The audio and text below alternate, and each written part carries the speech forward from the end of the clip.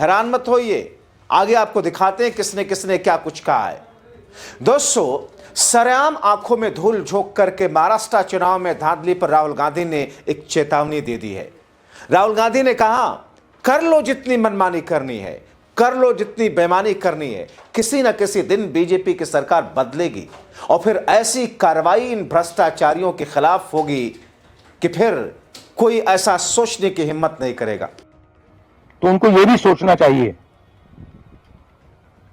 ये जो सब कर रहे हैं, कि किसी ना किसी दिन बीजेपी की सरकार बदलेगी और फिर कार्रवाई होगी, और ऐसी कार्रवाई होगी कि मैं गारंटी कर रहा हूं ये फिर से कभी नहीं होगा।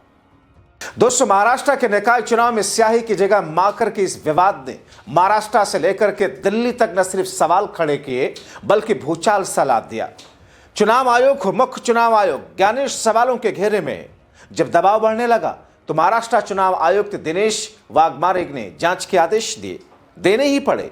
हालांकि वो कहने की कोशिश करते देखे कि एसीटोन या फिर नेल पॉलिश से अमिट स्याही को मिटाने के दावे झूठे हैं।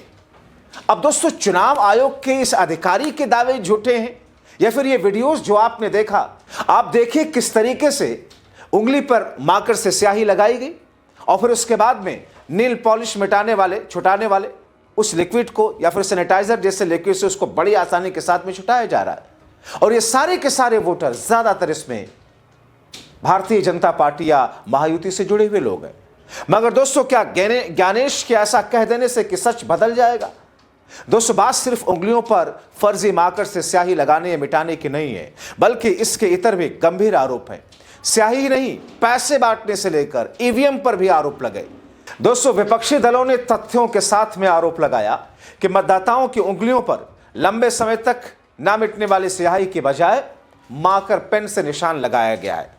जाहिर तौर पर अगर महाराष्ट्र के निकाय चुनाव जैसे छोटे चुनाव या बीएमसी के चुनाव में इस तरीके से धांधली की जा सकती है तो फिर बड़े चुनाव में किस तौर पर कितने बड़े स्तर की धांधली होती होगी। इसीलिए कांग्रेस पार्टी ने बार बार कहा है कि 2024 के लोकसभा चुनाव में भारतीय जनता पार्टी को 240 नहीं बल्कि 180 सीटें ही आई हैं, क्योंकि बीजेपी ने बड़ी आसानी के साथ 60 सीटों की हेरफेर कराई है। और अगर 180 सीटें बीजेपी को मिली हैं तो फिर इसका मतलब है कि अल्पमत की सरकार है, भले ही 240 उसका आंकड़ा उसके पास में है।